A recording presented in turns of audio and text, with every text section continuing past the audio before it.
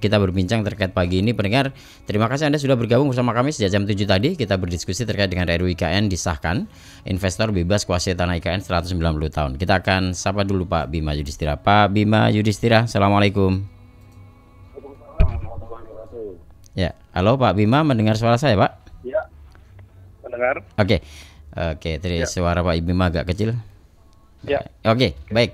Pak Bima Yudhistira, kami dari RDS FM Solo Pak, sejak pagi kita sudah diskusi dengan warga Solo dan sekitarnya bahkan Jawa Tengah dan bisa menyimak siaran RDS terkait dengan ini RUU IKN yang kemarin hari Selasa kemarin disahkan. Ini kan ada yang menyampaikan investor nanti bebas menguasai tanah IKN 190 tahun. Banyak yang khawatir dengan hal ini. Menurut jenengan gimana nih Pak Bima? Ya, sebenarnya kan memang ini aneh ya. Baru pertama kali ada kebijakan seperti ini gitu ya. Di mana-mana juga nggak ada tuh yang namanya terjadi semacam obral HGU sampai selama ini gitu, nggak pernah ada. Itu nanti sampai berapa generasi aja Pak ya itu? Okay. Iya, dan itu juga konsekuensinya juga pemerintah nggak bisa ngapa-ngapain, merubah tata ruang atau melakukan reforma agraria karena udah terikat izin HGU dengan investor cukup lama. Satu, kedua, ini juga bingung ya, pemerintah ini seperti udah kehabisan cara untuk mendorong insentif agar investor mau masuk, karena investornya yang masuk baru lokal. Sementara investor-investor asingnya itu belum begitu tertarik. Bahkan sebelumnya di Undang-Undang IKN sebelum direvisi itu ada semacam 9 insentif perpajakan, jadi bonus pajak. Bahkan di IKN itu mau dijadikan semacam tax haven atau surga pajak. Itu juga nggak menarik minat investor. Nah, sekarang direvisi, salah satunya ditambahkan izin HGU 190 tahun. Itu tapi dengan 190 tahun ini apakah nanti akan bisa menarik daya ininya Pak, para investor ini nanti? Daya tarik investor apakah bisa? Ya, justru nggak bisa. Kenapa? Karena mereka juga bilang ini kan 190 tahun, buat apa sampai selama itu? Berarti kan untung investasi di IKN ini lama sekali, hampir 200 tahun, hampir 2 abad begitu, nyaris 2 abad. Jadi ada kebijakan yang ingin menarik investor, tapi tingkat pengembalian modalnya panjang sekali, tercermin dari izin HGU. Itu yang ada di benak para investor. Nah, artinya dengan 190 tahun ini sebenarnya sudah menunjukkan bahwa return of investment-nya DIKN ini sangat lama gitu ya. Oh iya, jadi lama sekali, itu yang tercermin dari adanya kebijakan HGU ini. Kenapa harus lama seperti itu? Kalau gitu ya investasi di tempat lain atau di sektor lain kalau masih di Indonesia.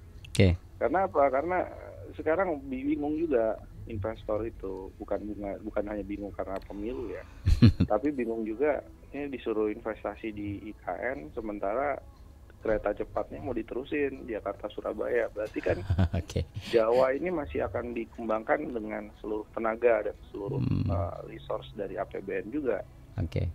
Jadi buat apa investasi di IKN, pengembaliannya lama sekali, sementara di Jawa dibangun juga. Nah ini jadi pertanyaannya siapa yang mau menepati IKN nih nanti, kan gitu. Jadi nggak jelas proyeksi permintaannya. Itu di mata investor ini berbahaya. Nah, ketiga, proses dari revisi Undang-Undang IKN sampai ada HGU 190 tahun ini kan, ini khawatir sangat mudah sekali sebenarnya untuk dibatalkan di Mahkamah Konstitusi. Nah, investor melihat dari awal bikin Undang-Undang IKN, direvisi, dikebut, misalnya gini, tanpa ada partisipasi bermakna misalnya. Masa ada sesuatu yang bermasalah begitu kan? Ya, berarti ya ada sesuatu yang bermasalah. Kalau dia udah investasi triliunan di IKN, kemudian regulasinya bermasalah, itu apa nggak rugi semua itu investasinya? Nah, jadi ini justru menunjukkan obral insentif, terburu-buru, merevisi. Orang baru Februari 2022 kan Undang-Undang IKN itu. Jadi masih baru, terus kemudian sekarang udah direvisi lagi. Jadi artinya menunjukkan pemerintah kita itu galau gitu ya Pak ya? Iya, galau, nggak siap, nggak ngerti apa yang mau dilakukan gitu di IKN. makanya direvisi berkali-kali undang-undangnya. Direvisi 1 kali maksudnya undang-undangnya dalam waktu yang sangat singkat. Nah, ini yang jadi pertanyaan. Tapi ada yang menyampaikan gini Pak, ini bisa jadi ini nanti akan menjadi jalan investor asing untuk menguasai tanah Indonesia, katanya begitu. Ya, itu juga di mana-mana bangun ibu kota negara itu kan pastinya menggunakan dana dari APBN. Aneh kalau membangun ibu kota negara itu menggunakan dana dari investor, apalagi kalau tujuannya memindahkan ibu kota dari awal kan. Iya nih kita mau pindah ibu kota negara karena alasan keamanan, alasan bencana dan lain-lain. Justru kalau dibangunnya menggunakan dana investor, nanti investor yang mengendalikan ibu kota negara. Ya. Itu kan logik yang paling sederhana. Kalau mau bikin ibu kota yang aman, bisa meminimalisir terjadinya serangan dari pihak luar, ya harusnya dari anggaran APBN penuh untuk menjalankan pembangunan IKN, tapi kan APBN-nya nggak cukup. Ini jadi saling kontradiksi dari fundamental awal kenapa pengen pindah ibu kota negara.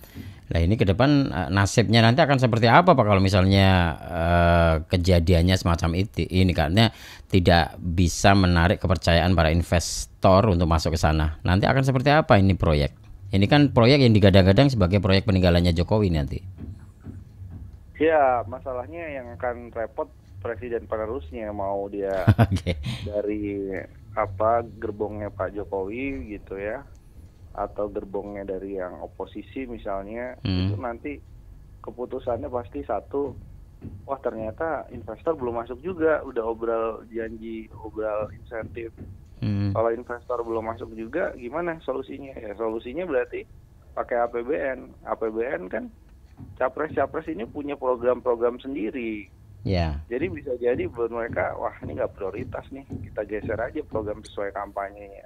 Artinya nanti bisa saja undang-undangnya nanti direvisi, undang-undangnya nanti diubah dan sebagainya. Ya. Akhirnya IKN mangkrak kalau begitu. Iya, bukan hanya dirubah ya, bahasa sederhananya akan ada perpu lah IKN ini.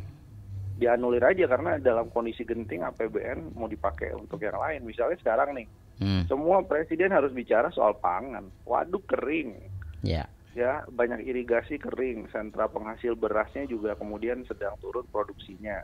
Pangan ini kan berarti hidup matinya manusianya dari pangan, bukan IKN kan gitu kira-kira. Jadi dengan anggaran yang ada harusnya semua fokus ke pangan sampai 2024 sampai El Nino berakhir. Nah jadi kalau pilihannya begitu ya tinggal diserahkan ke pemerintahan ke depan. Mau lanjutin IKN kok kelihatannya sepi-sepi investor, atau fokus pada program lain yang lebih dampak ke kesejahteraan masyarakat. Pilihan-pilihan itu akan selalu ada. Artinya termasuk Mas Bima Yudhistira sendiri juga merasa pesimis dengan keberlanjutan IKN ke depan?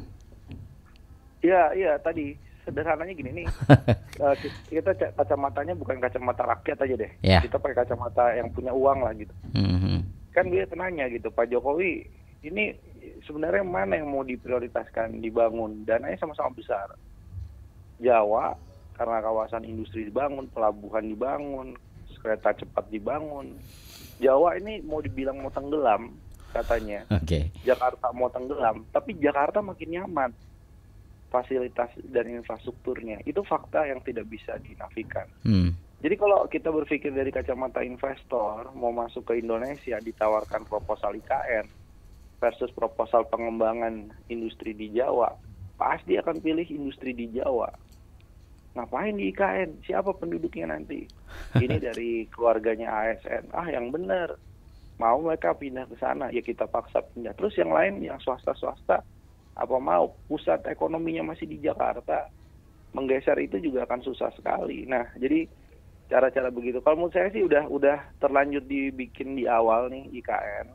Saya udah usul ke pemerintah juga, ke tim ses banyak capres itu semuanya saya usul, udahlah daripada kepalang tanggung Indonesia biar nggak malu, bikin aja tapi bukan IKN tapi istana negara kayak di Bogor yang ada rusanya, yang ada taman bagusnya. Tapi buat apa peristirahatan kalau presiden ke depan itu mau mampir di Kalimantan. Timur, dia punya rumah gitu kan, udah itu aja, nggak usah kayak DPR mau dipindah. Tapi apa pentingnya itu nanti? Ya untuk mencegah uang yang udah masuk nggak makin banyak. Oke. Tapi nggak kehilangan muka juga gitu kan. Setidaknya kan Pak Jokowi legasinya membangun istana baru misalnya gitu. Itu aja. Kan dengarnya akan sangat tidak enak ketika Jokowi gagal membangun IKN gitu Pak ya. Oke. Enggak, barangnya ada jadi dalam bentuk istana gitu. Itu aja. Baik. Pak Bima, terima kasih waktunya. Ini saya Ya. mohon maaf mengganggu waktu panjenengan banget ini. Insya Allah lain kesempatan bisa berbincang lebih banyak lagi Pak ya, karena waktu acara kita juga terbatas. Terima kasih Pak Bima. Assalamualaikum warahmatullahi wabarakatuh. Waalaikumsalam warahmatullahi wabarakatuh. Pendengar, demikian ada Pak Bima Yudhistira. Beliau adalah Direktur